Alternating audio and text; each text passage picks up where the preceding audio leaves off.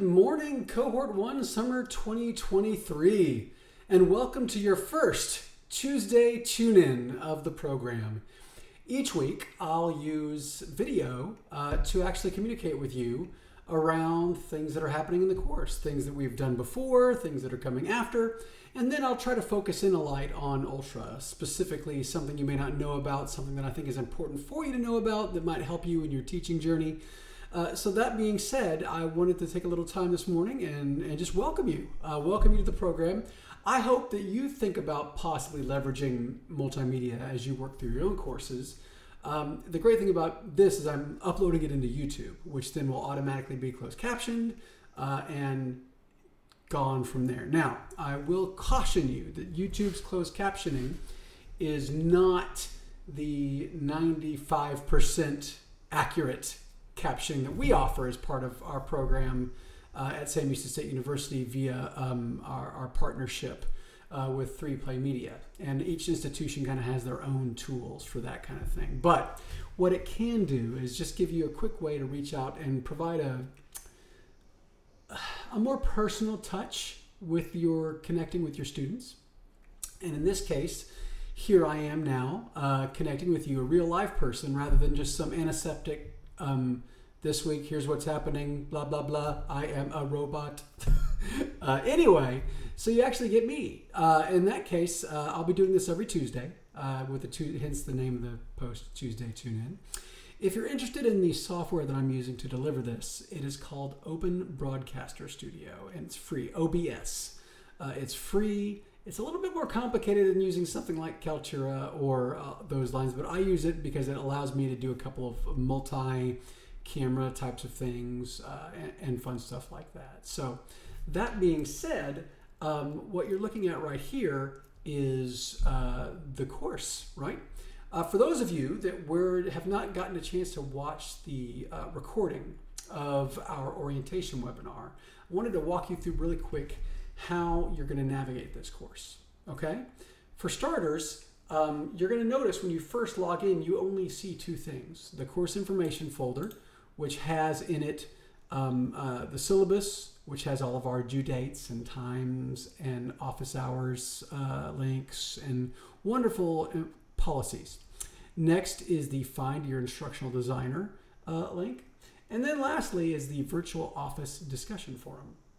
The Virtual Office Discussion Forum is a great place that will allow you to post general questions, and we'll check it once a day, or once every weekday, and respond within 24 hours on a weekday, just to let you know what's going on and answer your questions as we can. If you don't want to use the virtual office and you want to get in touch with us, I would recommend going up here to Messages, clicking on Messages, and then accessing the plus button over here on the right. Then what you'll need to do is just click in the recipients box and choose All Instructors. That will make sure that myself, Elliot, and Faith receive a message. Now, a good best practice, and one that I would recommend to your students, is to go ahead and click on the Send an Email Copy to Recipients. That way, we not only get an internal message inside of Blackboard, we also get the email. Then I can type in my message and hit Send. So there's that wonderful piece of business, right? Now, back to the content. You're going to see in the course that you start with just one module. That's because we have actually made it so you have to complete a module before you move on to the next one. And you'll see how I do it. So I'm going to start with Start Here. And here I am in Start Here, and you'll see that I've got multiple things. I've got a welcome and introduction, the pre-assessment activity, introduce yourself discussion, and more. Now, I can't access any of these things until I access this one. So I have to do it in sequential order. So I'm going to click on the welcome and introduction and take my way through it and scroll, right? I am scrolling through it. There you go. And I can scroll down all the way to the bottom. And then when I come back up to the top right, I'll notice that the ability for me to go to the next thing is there. So that being said, just know that that's there for you. So I'm going to click that right arrow and it says, okay, go to your pre-assessment activity. But before I do that, I want to show you something. Now that I've done that, I'm going to close this window. You're going to see that once I've been through one of the items in my learning module where I have turned on the forced sequential learning, it will check what I've looked at. It will give me a check. Dun, da, da. That's because I have progress tracking on. And when you turn on progress tracking, which is over here in your details and actions menu, and then use learning module with the forced sequencing, it will automatically check things that students have completed. In this case, I can go to the pre-assessment activity. So we're going to access the pre-assessment activity. And we do that obviously because it's the next thing in line. We hit our right arrow to get here, and now we just view the assessment. In this particular assessment, we are asking you just to fill out a quick survey. And so you'll go and click this link and fill out the survey, submit it, and you'll come back here and just take this text right here and paste it in the submission box once you've done the survey. Once that's done, you'll come down here and submit again. Ta-da! You'll move on to the next thing, which is the introductory discussion, right? So I'm going to click to my right, and here I am at the discussion, and here are my responses, and I'll type in my introductory discussion post, right? This is a test, again, because I'm not really doing one. I've already done mine, and I will hit respond. At that point, it's there, and it will let me now. I've done the discussion. I can close it and come back to my start here and get access to the last thing, which is, you notice it's checking through each one of them as I do them. So it lets me know that I've done them all, but it also lets the instructor know who's completed things. And later on, I can leverage this data in a dashboard via the analytics of the course, which is kind of cool. So the check-in is what we use as, think of it as like a doorway to the next module. For each one of the modules that we have in the program, there is a module check-in where we have you answer a question. In this case, the question is, have you read the syllabus? And so you're going to scroll down here and say, yes, I've read and understood the syllabus, and hit submit, and you're done with said module. Once that happens and you close it, you'll notice that you have a new module has opened for you. And the previous module shows as complete, as a green check mark, because I've done everything in there. So now I will go through and do the next module, and so on and so forth, and work my way through. So that's how this particular one is set up. If I look at it from my standpoint, which is the instructor standpoint, you'll see how I have them set up. I actually have the course set up in reverse order. So module 1 is at the bottom, right above start here, and module 8, your last module, is at the top. You don't see any of that. You only see the most recent module at the top. So you are always at the most recent thing, which is kind of nice. Until you complete the module check-in, you don't see the next module that follows in order. This is just one way to provide content to your students, and I hope it might be useful for you. So again, a little bit of Tuesday tune-in information for you. Know that, that this here is kind of how the course is set up.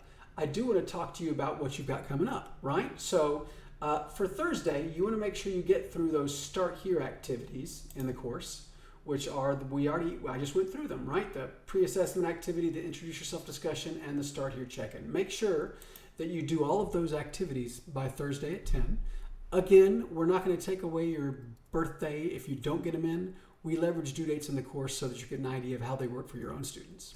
But then Sunday, our due date cadence is Thursdays and Sundays. Sundays is module 1. You want to have module 1 done by, whoops, because I jumped between student preview and the other. It was like, hey, Jacob, you kind of messed up there. So anyway, by Sunday, I want to have module 1 done. And that being said, I want to talk about something else here for you. And that is the instructor support work. This is going to be a big helper for you, especially as you start to think about teaching in the Ultra environment. We have a lot of good stuff in this support work for you, by the way, and I would highly recommend you spending some time looking at it. So I'm going to take you in and just point out a couple of things, right? For starters, faculty services contains all the SHSU online services, right? What we offer you, our support desk, our instructional design, and then our faculty development options. All there for you. Webinar recordings. Recordings of all of the webinars that we have done show up here.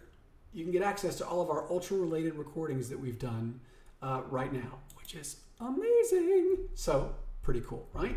Also, the What's New in Ultra is an important module. We keep this updated monthly. So if you want to see what's the newest thing that we have that was just released, the June 1st release of, was it June 1st or June something? It was June 1st.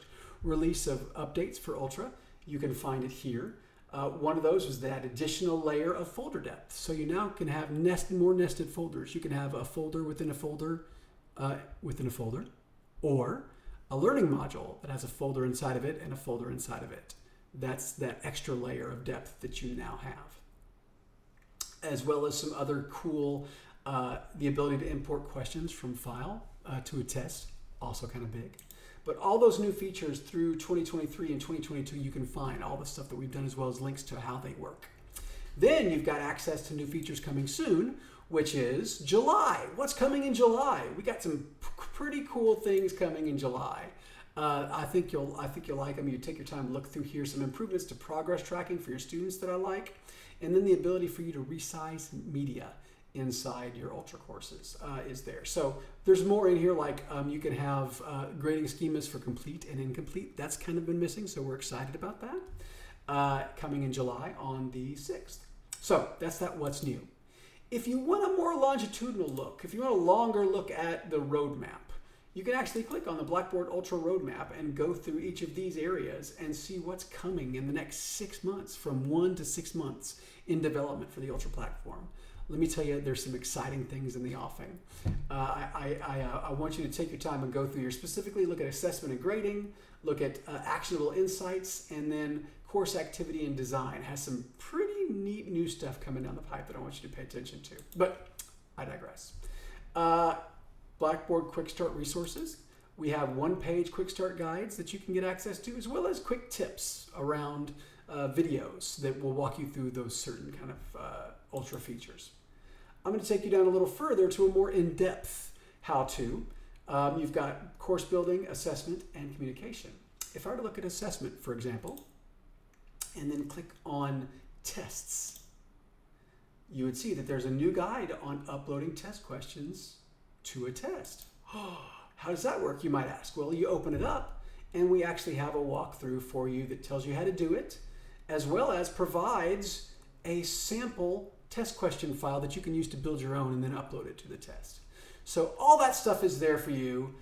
This particular resource is for instructors. You all have access to it. You all have access to the instructor support org or the faculty resource org for you to learn all the great stuff. So that being said, that's the first Tuesday tune-in. I've been a little long with this one, but I wanted to walk you through a couple things in case you missed our orientation webinar. It is recorded. You can find it under course information in the Online Course Redesign and Faculty Certification Program Summer 2023 Cohort 1 course. But I just wanted to tell you about these resources as well as those other things that we talked about. As always, I hope you have a great day.